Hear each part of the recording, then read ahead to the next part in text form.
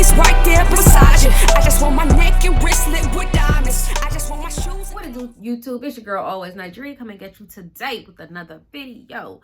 So today's video, before we get started on that, just want to say, as usual, I thank you guys for once again clicking on another video.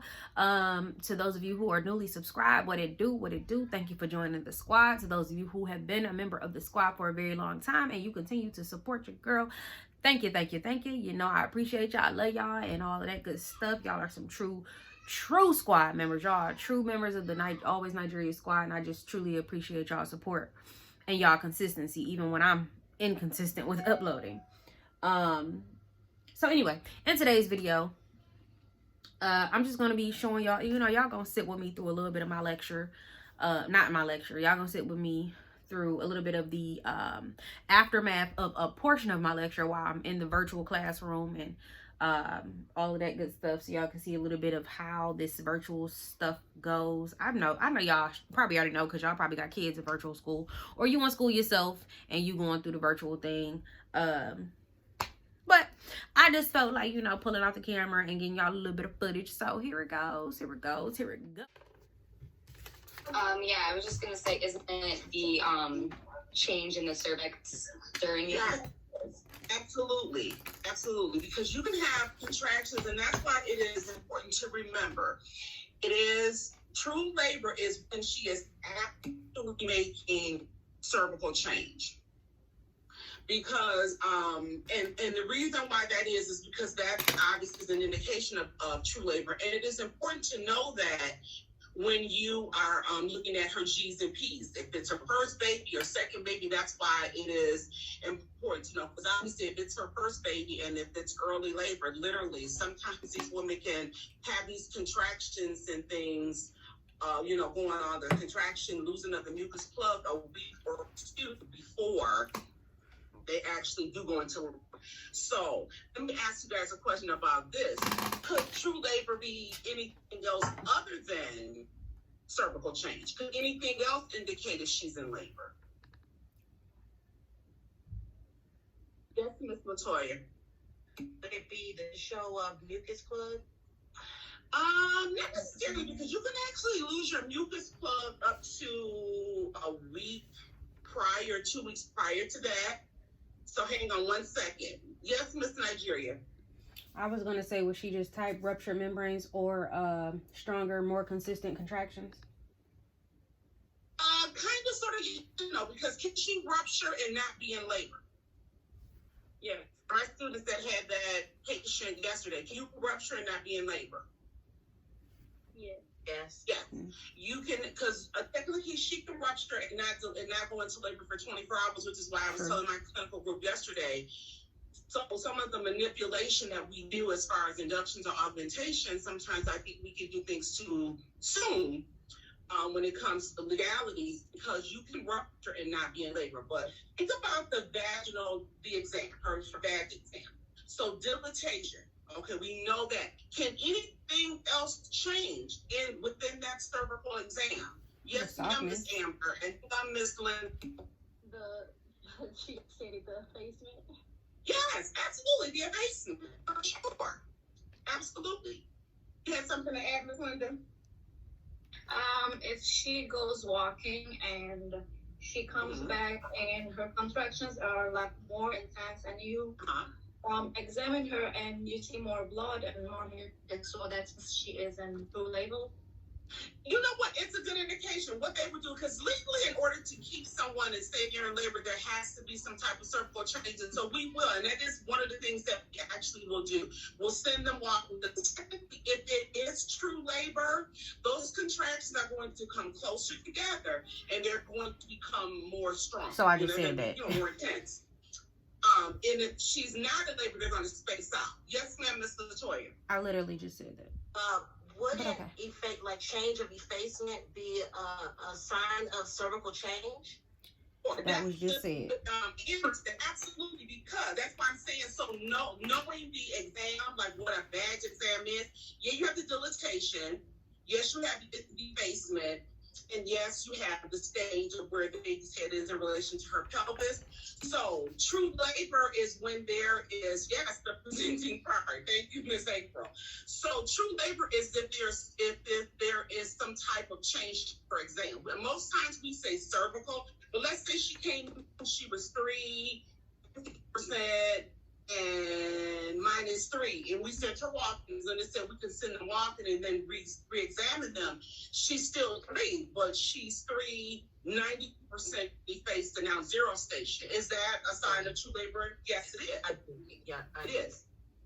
Yes. So it is important to make sure you understand what that is. When we talk about exam, make sure you understand what that means. Always know that the exam of what her dilatation is, that's always the first number. You're never going to get these numbers in random order. So that first number that you see, that is what she's dilated to. That middle number, that's how thin the cervix is. And remember I said the cervix is about 4 centimeters in length, and we want it to shorten because when it shortens, it becomes thin. A thin cervix will dilate and a thick one won't. So when you think about the thickness of the cervix, if you touch the tip of your nose and then touch your earlobe, the earlobe is where you want it to be, which literally it is tissue paper thin. So that number is always in the center, and then that last number is always the station where that baby's head is in the pelvis. And that is important for you to know when you're caring for these patients. And if you look at that slide, you'll see where that ischial spine, that is considered the Station landmark. 0. So that lets you know that that baby's head is engaged. Again, remember I talked about how important it is to understand and know the terminology for OB. So when you're thinking about an unengaged part versus an engaged part, why is that important to know? So those are the kind of things you need to be asking yourself. Why is it important to know if it's engaged or if it's unengaged? And also what type of things can happen if it's unengaged? Okay, does that make sense? Yep. Yes. Okay. Any other questions or comments about what you guys heard or read about for chapter 12, or even some of the stuff from before? Yes, ma'am, Miss Amber. So the question that I had was, you were talking on lecture, it said the epidural, okay, no, I want to make sure I have this right. Is it true that the epidural, because you said that when the baby is sitting on the mom's uterus, she's not able to empty her bladder fully. Is it not correct that when the epidural is given, that helps empty the bladder because of the loss of the sensation? No, the epidural impedes emptying the bladder. It is. If the baby is sitting on top of her bladder, she can't go. So because the baby is literally sitting on top of it. And secondly, the epidural makes you lose the sensation of the nerves. Where it works, is more so centralized, like the center of the belly. Okay, so that epidural, that medication actually does take away her ability to be able to empty her bladder. So that's why. So you have, if the baby is sitting on her bladder, and then we give her an epidural, we've given her, there's things that are going on. There's 2 things that are going on that's stopping her from in her blood. That's why you got a straight catheter. So, because sometimes, and that's why we end up giving the catheter. Yes. Well, you know what? That's a good question. So the Foley catheter is more so because they can't get the epidural takes away her ability to be able to know she needs a boy. When you got a baby that's sitting on the bladder, that's kind of a baby that's a pain in the butt, and you're trying to move this kid. Because even if she has a catheter, does that mean she's going to always go to the bathroom? No. If the baby is sitting on top of the bladder. Absolutely. And so that's why sometimes, again, knowing the presenting part, and I don't really test a whole lot because it can be really detailed, and to me you need to almost be trained in OB, but you kind of need to have an understanding of the positioning and how this baby comes down the birth canal, so you'll be able to know the presenting part of how this baby is coming down, if it's coming down in a, in a more traditional or the way that we want it to come down, or is it coming down in a not so more traditional way? So the suture, that's why when you look at the picture of the fontanelles, those are the landmarks that we use because they should be in a certain position, and that lets the examiner know where this baby is coming, how this baby is coming out, presenting through the birth canal. So let me ask this question. So what would be some of the things, or what type of baby, or what scenario do you think about if the baby was really pressing down on this mom's bladder? Like, what would you be thinking as a nurse? What's going on?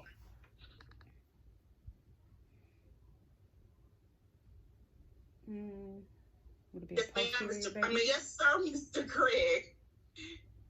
I'm sorry, what's up, Craig? Would it be? It could be a big baby. Yes, absolutely. So, what is that big baby called?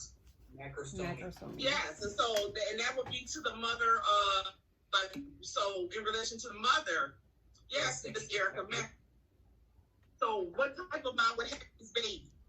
Diabetes. Mm-hmm. Yes, and so absolutely. So those are the kind of things that you need to know. That's why getting the full report and understanding everything that's around this baby, that's the reason why it is so important. So yeah, because if you got a big baby that's trying to fit that birth canal and it's smushed down in there, sometimes there is no letting up and this bladder is filling up. And so what happens is you got this baby, you got your bladder, and this baby is right behind it. If this bladder is in the way, this baby's head is not able to come through and go through that birth canal. So yeah, so those are the types of things that you want to look at. Is there any way, can a baby come down in a certain way that would actually cause more pressure on the bladder? Yes, ma'am, Miss Nigeria. If it was looking at the mother instead of looking towards. What you mean looking at the mother? Like if it was an anterior, if it was like an anterior birth versus posterior. Is it anterior? Yes. Is it anterior, posterior? It's posterior. It is posterior. That's me. Okay, now since you brought that up, thank you, everybody. So since you brought that up, tell me how that baby, like, if this baby is LOP, tell me what that looks like, or describe how that baby is inside. Okay, good. Wow. Maybe a classmate will help. Yes, Miss Amber. So I'm gonna try this out. I'm not gonna say it's correct, but I believe you said LOP. Mm-hmm. Yes, LOP. So the baby's back will be up against the mom on the left side, and then the baby will be pointing up, like posteriorly. Okay. Yeah, that's kind of sort of when you think left side. Hang on. Go ahead, Miss Nigeria. I think that's LOA. So if it's LOP, would the spine be to the right of the mother? No, it's like the baby is spine. So the L or the R, so the left or the right side. That does mean she did get that right. It means that the baby's back is on whatever side of the mother. So if the baby's back on the left side of the mother, then it is left position. Okay. When you talk about the O means what? Occipitus. Anybody? Occipitus. So when you think of, so where's the occipitus at? It's either, you said LOP, so posterior. Posterior, right? Hang on 1 second. Hang on. Linda raised her hand. Go ahead, Miss Linda. Where's the occipitus at? So, occipitus posterior means the baby is coming down, looking up to the mother.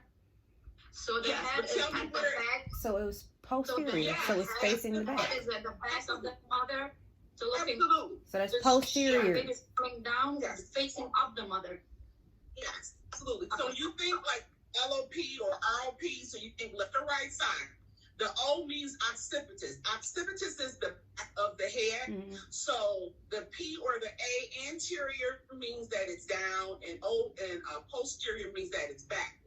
So just knowing, if you understand what the O and the P means, then that's where that comes from. That's really good description. Thanks, Miss Linda. So yes, so that means this baby's occipitus, if it's posterior, it's facing down. So that's why that is looking at the mother. The other term got it, and we would call it is sunny side up. There's another term for that. But that's exactly what happened. And they have, like, the book talks about a slew of different different positions. No one, I'm not, well, and NCLEX won't ask you all of this ROT, the face presentation, all that stuff, just because those are presentations that you get a lot more of once you go into that area. But have an understanding of some of the more common ones allows you to be able to think through and process the information to be able to pick the best question, because they're not going to ask you anything that they feel, and I feel like that's too above what they would expect from a student that's in school. Very good.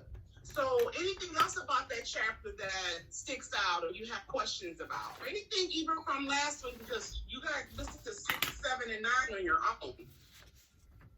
Yes, Mr. Craig. So this is regarding last week. Okay. When we talked about the ectopic pregnancy in regards to methotrexate, we give the methotrexate when it's ruptured, right? A ruptured ectopic pregnancy. Okay, anybody, would we give it one that's ruptured? Anybody? No. No. Yeah. Yeah. Can you guys just raise your hands so that I can acknowledge you? Because everybody's talking at one time. I want to be able to hear your comments and what you're saying. Ms. Linda, you had your hand up. What did you have to say? The indication you give them to unruptured ectopic pregnancy. Yes. It is. If she ruptured correct, she's on her way to surgery, because we're trying to save that tube. Mm-hmm. So if it ruptures, she's on her way to surgery. So it's always you give the methotrexate for an unruptured ectopic pregnancy. Okay, thanks. Yep, you're welcome. Yes, ma'am, Miss Linda. I just do have a question. Let's say the water breaks and the baby's head is not engaged.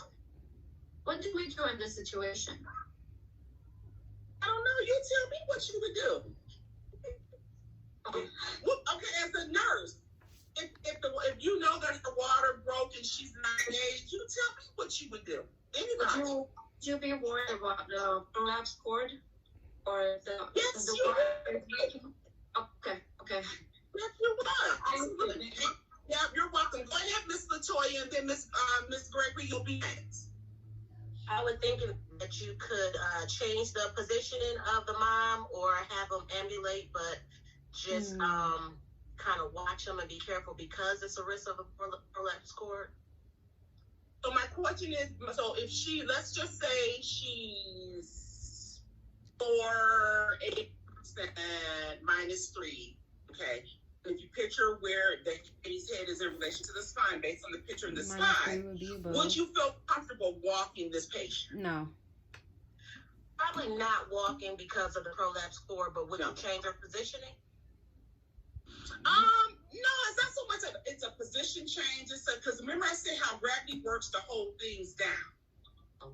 So, yes, hang on 1 second. Go ahead, Miss Gregory. Would you check the fetal heart rate? Yes, Well, that's it already depends. getting Obviously, if she came in ruptured, obviously she's being monitored. Mm-hmm. But like if she ruptures while she's there, absolutely, your main one of your priorities is to see how that baby's used to all that nice warm water around them. So a lot of times we take that away from them, they tend to be a little pissed off and they react to it. So you are watching. If it breaks then, and if she's not engaged, again, what's going to cause that cord to come down? Is it a little bit of water or a lot of water? A lot. A lot of water. Yes. Miss Katie? Go ahead, Miss Katie. I was just going to say a lot of water. Yes, a lot of water.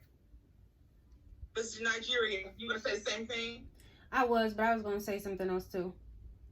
But I wasn't. Yeah. Okay, so sure. You were saying something about if the water ruptures, what will we do as nurses? I'm not sure if this is right. Would we try to induce labor because we're worried about the chance of infection if the water is ruptured for too long? Say that one more time. You said, would we try to induce labor if she's not in labor? Because, you said that the water could rupture without them being in labor. Will we try to induce it because we'd be worried about infection? It just kind of depends because actually, the studies show that if her water breaks, she actually, some women who like to manage more conservatively, sometimes may not even come to the hospital and letting their doctors know because they don't want anything like Pitocin or anything done tied to the bed. That's what they call it, being strapped to the bed. So typically, if she ruptures and not in labor,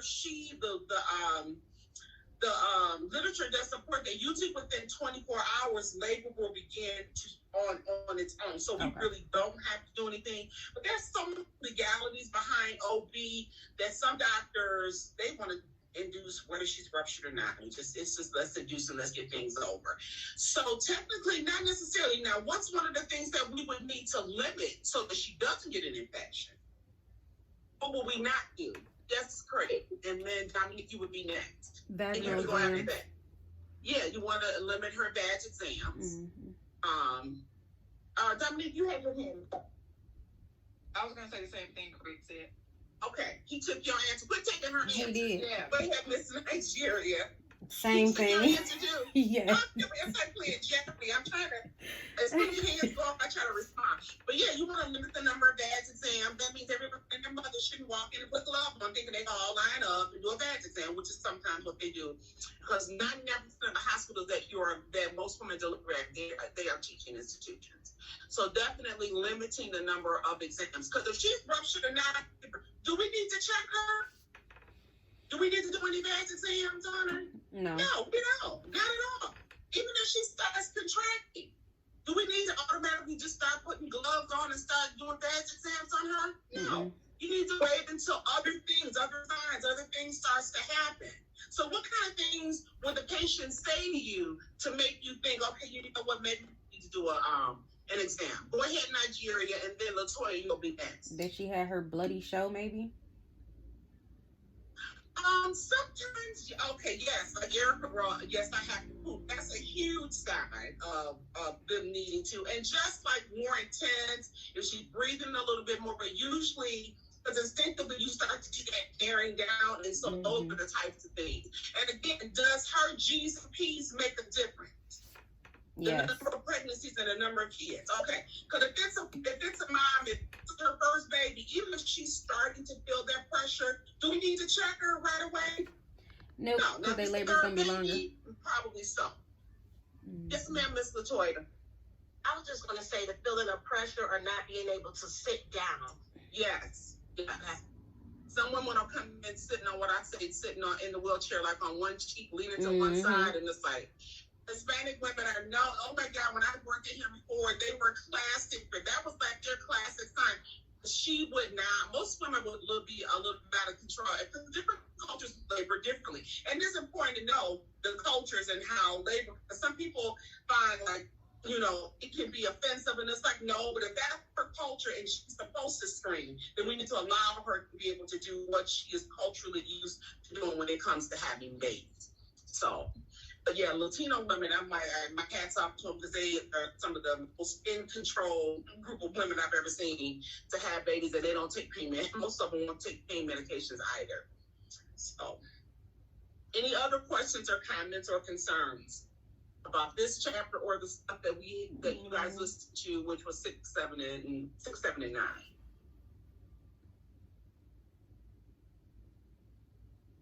Okay. Well, it is 1:18. You know what? Chapter 14 is about 36, 37 minutes. Well, why don't you guys listen to that? Because I'm trying to be able to kind of go over some of this material as much as I can before our class ends. So why don't you guys listen to that? So it will say 12:20. So it's about 30 minutes, and then go ahead and take a 10-minute break, and then we'll be back after that. So that's why I can do the math. So that's like 20, 30. So maybe about 2:15-ish, we'll meet back in the classroom to discuss. So it's out of sequence, but chapter 14 is for you guys to go. Okay, so if unless you have any other questions for me, it should be open to you guys to listen to that, and I'll see you back shortly.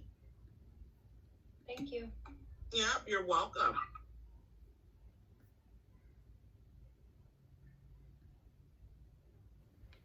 Okay, y'all. Let me just talk to y'all real quick, okay? So, before I start listening to this other part of my lecture. Class is a lot more difficult, a lot more... I don't really know what to say. Hold on. Let me try to adjust y'all because I was trying to get y'all to look at my screen and all of that good stuff, but... Oh, goodness gracious. Hold on, y'all. Hold on. You know your girl be having to adjust. Oh goodness, y'all see that dry skin? I told y'all my face and stuff is just so dry. Also, I ain't put no moisturizer on this morning when I woke up because I woke up and I had to obviously make my kids breakfast, get them situated, you know, because my older two sons, they're in virtual school as well right now. Everybody doing school from home. So I had to get them up, get them on a computer. And then once it was their lunchtime or whatever, I made them breakfast. Because they be up too early. I'm not about to be making a full-on breakfast at 8 o'clock in the morning. I'm just not. So like when they get up, I give them something like quick, like a Pop-Tart, or when we have muffins, it'll be muffins. Maybe I'll give them some cereal or something like that for when they first wake up. Just to hold them over until it's their lunchtime. Their lunchtime is right before my lecture starts. So that's always good. So I think they go to lunch at like 11:30. My lecture starts on Wednesdays at 12. So what I typically will do is at come 11, I'll start preparing their food so that by the time their teachers dismiss them for lunch, they can eat. So what I made them today is freaking same thing I made them yesterday. Pancakes, bacon, and they wanted oranges. I always try to give them some type of fruit, whether it's apples, plums, or oranges with breakfast. Sometimes they just get something like toast and oatmeal. You know what I'm saying? It's not always pancakes. But when they want pancakes, that's what they get. So, I don't too much typically, lately since I've been pregnant, eat breakfast. I don't know why. Like, I just don't be hungry up until a certain time throughout the day. I don't think I get hungry till about 3 o'clock in the afternoon. So I like drink coffee, or I'll drink Gatorade or something like that. And then, or like maybe I'll eat a piece of fruit just because I do still have nausea. It's just not as bad as it was first trimester. So anyway, after I fed them, I had to get them situated so the boys could go back to school and the babies could take a nap.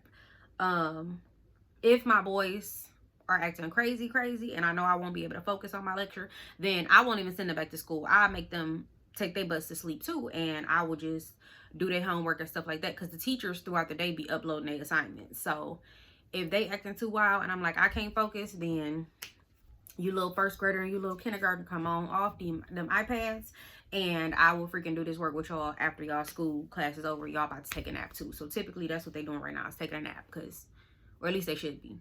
But they quiet, so I'm gonna assume they are. So anyway, after that, I started my lecture. What I don't like about doing my lecture like this is, first of all, we be all shouting out answers at the same time, because we got this little button we can click to raise our hand, and you could be the first one up and it tells you what number you are, like raising your hand, and she will probably call on somebody else, which I don't really care about. I still say my answers at the same time as them, not with my mic on, just because I want to make sure that I understand or know what's going on. So for OB, it's a little bit more difficult, because a lot of the terminology for OB, they have like the same acronyms, but they mean different things. So like for OB, ROM means rupture of membranes. For every other part of the nursing program, ROM meant range of motion. And you know, well, OB, you're not just focusing on one patient, you technically are focusing on two, and the needs of the two are actually completely different a lot of the time. So like the fetus and the mom, you're focusing on two people as a whole, as a collective, but also as individuals. So it's a little bit harder. I noticed that a lot of us are not struggling with OB, but we have a lot more questions. I noticed when I have a lecture for other classes, not so many of us have questions, but when it comes to OB, we're all like, okay, yeah, this one part you was talking about, what, you feel me? So like, let me just show you how I be doing my notes. So I do notes. I try to type up notes as lecture goes on, and then like other part, like So with virtual class right now, our instructors record their lectures, then they make us meet back with them. Like, we listen to a part of the lecture, then they make us meet back with them in a virtual classroom. We discuss a portion of the lecture, and then we go back. So whatever I feel is important while I'm listening to the lecture, I will type. When I get back into the classroom and the teacher is like talking and adding extra stuff, then you'll see me start notating different things inside of my notes. So like, I'll start doing like writing stuff if I find it to be something important that I need to add on to what she's already said in the lecture part. But because I'm being lazy lately, you can see my notes from today. I didn't type not a single thing. I wrote everything out. So, and I write pretty fast because she be talking a lot and saying a lot. So I be having to write fast to kind of get as much information out as I can before I got to get back into the classroom, because I'm going to want to add the stuff that she's saying. But one thing I don't like about this instructor is, and I'm pretty sure y'all can hear it, like, I'm not saying I always got the right answers, because I don't. I'm still a nursing student. Typically, I don't read the nursing material. I just wait to lecture and stuff like that. So, like, I'll be trying to go off of, like, what I've already learned in other courses. I don't read the material. I might go and look at pictures or graphs or stuff like that, but I noticed from first semester, reading the textbook does not really help, because it just doesn't, like, it gives you a whole bunch of knowledge, of course, but it's like a whole bunch of words. What helps most with nursing school is doing a lot of practice questions for that particular course that you're in. Obviously, when you do read your course book, if they bring up some medications, like, obviously you'll want to go through your drug guide just so you'll have a better handle on what those drugs are. I have this NCLEX RN examination book where it breaks down pretty much all the main courses of, let me show you. Oh, where's my book? This is my textbook. I don't like the textbook. Oh, here we go. I was like, I hate the textbook. I barely ever crack that thing open. But as you can see from this book, this one get cracked all the time. So basically, each of these little colorful, oh shit, y'all can't see. So this is like fundamentals, the blue tab. You can see these different tabs. So this purple tab right now is maternity and OB. So I'm in maternity and OB.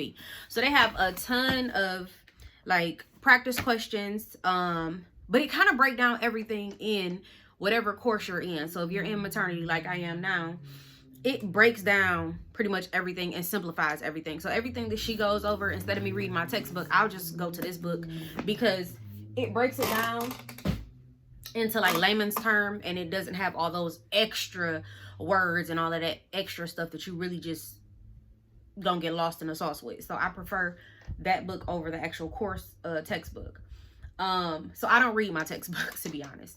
I wait to lecture. I take as many notes from lecture as I can. Then I'll just go and answer a whole bunch of practice questions. And that's kind of what's made me successful so far in nursing school. So I'm not going to say that I know all the answers, because I don't. Obviously, I'm still learning.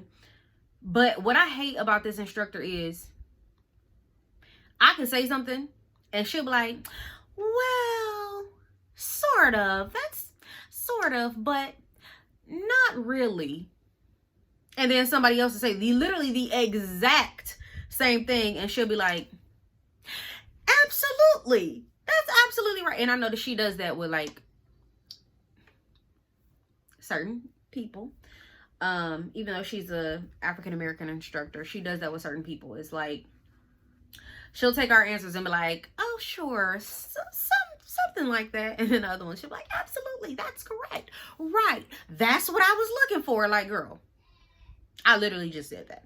That's why in that one part you're going to see, if you even made it to that part, because I don't know if y'all watch my whole videos or not, but if you made it to that part, you'll see me literally say something, and she'll say like, well, sort of, and somebody literally right behind me say the exact same thing, and she goes, exactly, that's what I was looking like. Girl, did I not just say that? Did I literally not just say those exact same words? But whatever, you know, I just be letting it go. And like I said, when it's people's turn for them to say their little stuff or answer their little questions, all I do is, instead of me pushing on my mic or raising my hand, I'll try to answer the same exact question that she's asking or like if they're asking a question, I'll try to answer it without obviously clicking on there because I don't want everybody to hear, because that just lets me know if that's something I truly understand, or that's something I'm gonna have to go to my NCLEX RN book or listen to the lecture a little bit more or further in detail to figure out the answer to that, because maybe I don't understand that concept as well. Like if I get it wrong, it's like, okay, I need to look back over there. So my first exam for this class is on the 11th. I don't want to do it. You know, these nursing exams, they something else, baby. It's nothing like these typical regular exams that you take for regular school. Like I said, I have a whole science degree, and the hardest thing about obtaining my science degree was pathophysiology and probability and statistics. Those two classes right there were freaking insane. Those classes were really, I can't even say pathophysiology was all that bad, but for sure probability and statistics. Why that even needed to be taken, I don't know, because it doesn't really have anything to do with my science degree. I just think it has to do with the math level that you need to be at for that specific degree. But that class was like intense. But even with that being said, those questions were straightforward. Like it was not nothing to trick you. With nursing school, the questions, you can understand the concept or you can understand the material, but it's not about memorization. You can't memorize this material and think you can answer a nursing school question, because the questions are not straightforward. Like you have to literally understand everything about that concept, because they can ask you a question in any type of form or fashion, or they can ask you a lot of SATA questions, which are just select all that apply questions. So it could be a SATA question that's none of the above, or all 6 of them answers could be correct, or 2 of the 6 could be correct, or 1 of the 6 could be correct. And you'll get it wrong if you don't select that 1, 6, or none, or whatever the case may be. Also, you have math that's incorporated in the nursing questions, because obviously we have to know how to do our drug calculations to be able to give medications.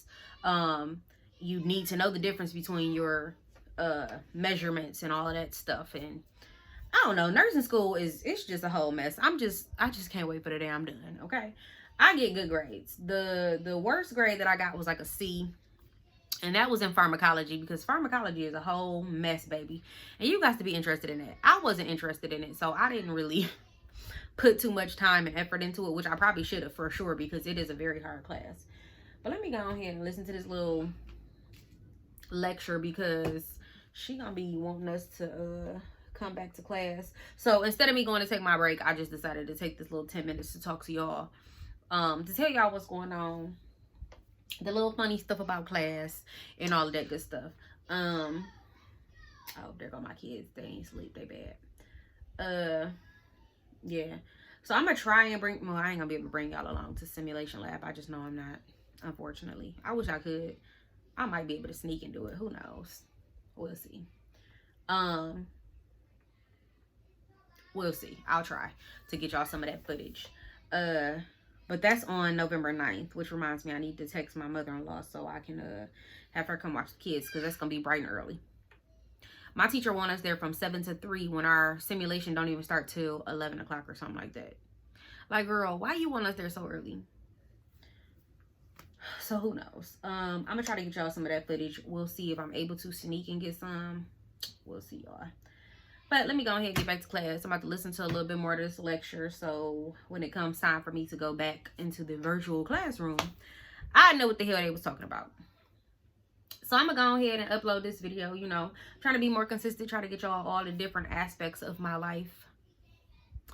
And this is one of those. This is one of those. I know I'm looking crazy, y'all. Your girl did not, I honestly did not brush my hair, so my baby hair ain't done. I ain't got no earrings on, lotion I ain't even put on today. Like, I'll do all of that stuff at another time. Like, I'm just not interested. I'm just like, class need to be over. I'm not interested in doing virtual school. I'd rather be at the school, hands-on, and all of that good stuff. But obviously, COVID has different plans for all of us. So the only time we go to school is for simulation lab. Of course, I had to go and recertify for my BLS. I told y'all that the other day. And then we're going for our test to take our exams. But other than that, everything is online. for further notice. We not even going to the hospitals no more for our clinicals. Like, we're literally online. They done made this whole virtual hospital, y'all. And it's crazy. All these damn time. Oh, which reminds me, I got a whole concept map that's due on Monday. Yeah, I got a few homework assignments I need to be taken care of. So I'm gonna have to holler at y'all later. If you're interested in nursing school, go ahead and it was great sadness. I don't know what she's talking about. That's my kid's principal. I'm gonna have to read that email in a minute. I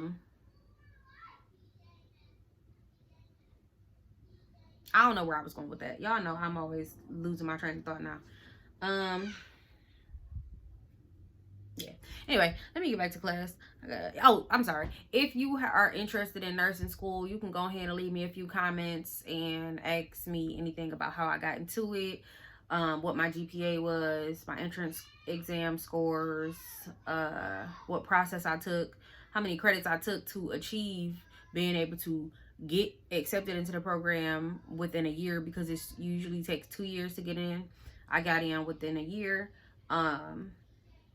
Yeah, so to those of you who find this information interesting, thank you. For those of you who don't, I'm sorry. I'm just trying to get y'all content and show y'all what goes on in my life, all the different hats I wear, all the different things I do. So as usual, squad.